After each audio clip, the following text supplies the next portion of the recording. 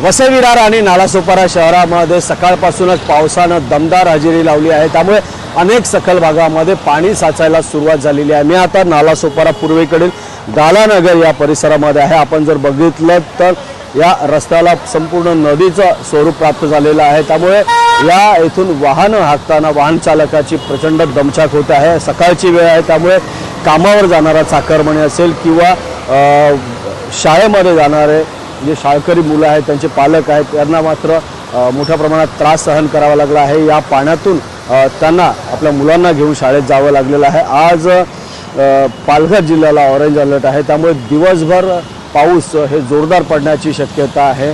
त्यामुळे जर पावसाचा जोर जर असाच वाढत राहिला तर मात्र सोसायट्यांमध्येही पाणी साचू शकतं आणि त्यामुळे नागरिकांची फार गैरसोय होऊ शकते। प्रभाकर कुडाळकर, एबीपी माझा, नालासोपारा। एबीपी माझा, उघडा डोळे बघा नीट।